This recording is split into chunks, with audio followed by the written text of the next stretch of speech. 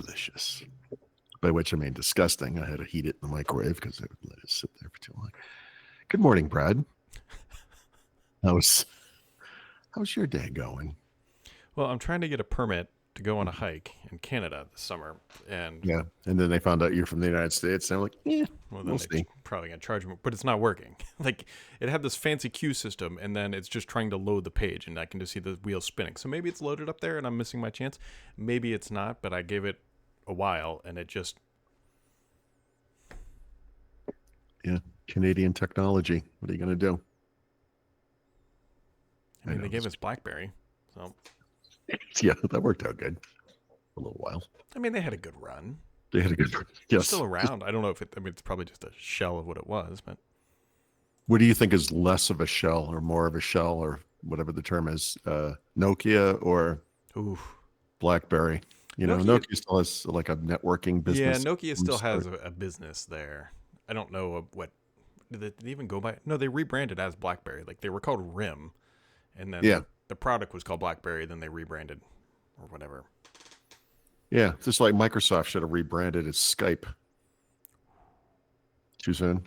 Or Link. Or Classic Outlook. Oh, that's the one that hurts. Like just give us Loop. I'm still. This happened this week. I had to write a long email. Mm-hmm. So I opened Word and I was writing and formatting it in there.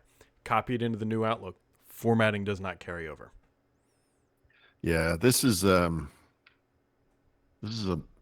big problem. It's not just Outlook. It's this is a problem with OneNote, like dating back to 1.0, like a million years ago. Like Loop has this same issue, I think. Mm-hmm. In fact, I'm sure it does. And it's probably exactly the same problem as the new Outlook because it's web-based, right? And you could do, I have to output to WordPress, right, for the site. So if I wrote an article in Word on the web, copy and paste it into Word, it would be all screwed up. But if I do it from native app Word, it's fine. And because those things are designed to work together, but if I saved it and then opened it, it would be fine. But the editor itself, like where you're writing it's just different. It's web-based, right? It's not like a ActiveX component or whatever. Like copy. I know. Everyone does. It's such a normal need. But yeah, these are problems, you know? Maybe Notion Mail will solve it, although I still can't use it because I need it to work with the Microsoft infrastructure and it's Gmail only, which is... I'm actually thinking it might never do that. It might not. It literally just be Gmail. Like I wrote an article, I guess last week, or I guess it was last week. Who cares? Anyway, recently that was kind of about this new era we're in of, it's not post big tech, but we have these alternatives like smaller tech or little tech, right? So you can kind of build your own stack now, right? And so a lot of businesses through now have, if they're just starting out as startups, whatever, will save money by going with Google. And then they find out that stuff works fine. It's good for whatever. And but maybe they're missing something, so they add Slack, right? Slack is in that field, although it's owned by Salesforce, obviously. But Notion is absolutely in there, and Proton is in there, right? And so you could kind of say, well, I'm going to use Proton Mail and Calendar. Maybe Proton has a Docs thing in their Drive service that is probably pretty good, whatever. But they don't have chat-based collaboration, so maybe you add Slack, or maybe there's all these things. So Notion's building out their little empire here, but I'm trying to understand what the market is for this because you have to pay for it, basically, because it's AI, it's all AI stuff, and only works with Gmail. But the types of small businesses that might pay for this are going to have Workspace, which means they have a custom domain, and I'm already paying. Why would I pay for another? Why would I? What am I getting? I don't know. It's like, it's not like the Gmail web client is terrible, or in fact, it's better than Outlook. I think you're potentially thinking about this from the wrong path. Yeah, you're thinking about like people who I'm going to go adopt this now. Blah blah blah. It's almost guaranteed their market is the people already using Notion. So they're going to say, look, here's another feature or upsell or whatever. No, I get that, but so there are individuals like us using Notion, or very, very small businesses, but when you don't have to go too high up the chain before you need a custom domain for your business, whatever it is, even if it's just like me and you, and we have this stupid little small business, like we have a name, it's a domain name, we have email on that name, it's Workspace. We're already paying for this. Like, even if it's like $8 a month or something, like even though I'm using Notion because Notion is good for whatever that for collaborating on whatever we're doing, note taking, writing, whatever. I mean, why would I buy another? Like, why would I pay for something? I don't know. I guess if you're paying for Notion, then you get this, and that maybe that explains. Maybe that's the path in. You're paying for some reason. You're paying for Notion.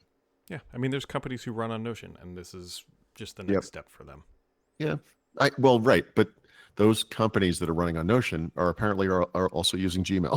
Yeah, no, I know. I it's more of the one app to rule them all. So. Yep. Okay. I'm just kind of struggle with the point of this thing. I don't think they'll ever make their own email service, and I don't think they'll ever expand it to other email services. I think it's just always going to be Gmail. You must have looked at their calendar app, right? Yeah, but I need Office 365. Same thing, right? So it only works with Google Calendar. Is that how it works? Right. Or is it a standalone thing maybe? Or I don't think it does. Either. So I have no idea. Yeah. Yeah. It's pretty, I like the Notion look is good. Yeah, you know, it's fine. I don't know, man. Yeah. I like this stuff. I like Notion a lot. I don't know. Yeah. OpenAI is going to announce O3 today. So they have a live stream they announced earlier today. So that'll burn another rainforest for various reasons. Here's a little rabbit hole to go down. There was an announcement this morning about Copilot Studio. Oh yeah, I need to look at this because this. I just tell you right now, don't bother. Well, the website stuff I need to try out because there's actual use cases for me for that. Okay, so Copilot Studio is super expensive. Oh, is it? For businesses. It requires Microsoft 365, whatever. It's very expensive. And I mean like $200 a month expensive. Like but the thing they announced is just a preview of something they're going to announce again at Build, and then probably won't ship until this time next year because that's how this stuff goes. Son of a. Yeah, so here's the confusing part for me because I haven't paid too much attention to this because it's so business related and blah, blah, blah, whatever.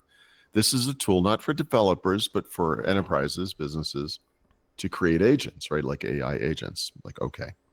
But this feature, which they do not describe this way, is essentially automation of what they describe as apps and websites, and then elsewhere as GUIs. Cool. Which suggests to me Windows, but this announcement doesn't use the word Windows once, which caused me to go look at Copilot Studio to try to figure out where do these things, not where do they run, but where would you as a user access this agent? Like, what's the interaction point? And I assume, probably stupidly, that is Copilot, right? In other words, you could access it from the command or the text chat interface, whatever, which means that these apps and GUIs and websites or whatever might not necessarily be in Windows. Oh, well, except it's called computer use. So the feature, so I guess it would be on Windows. It's very confusing. And that's what I mean by don't bother looking at it for this feature today because it's just a preview. They're just kind of previewing it. They're going to talk about it more at Build. Maybe it'll make more sense there, but it won't be released until next year anyways. So. Which means that some small startup using Anthropic or something in the back end will ship this probably in like 2 weeks. Oh yeah, Anthropic just announced Google Workspace integration yesterday, right? And that's going to be the first of many that they do.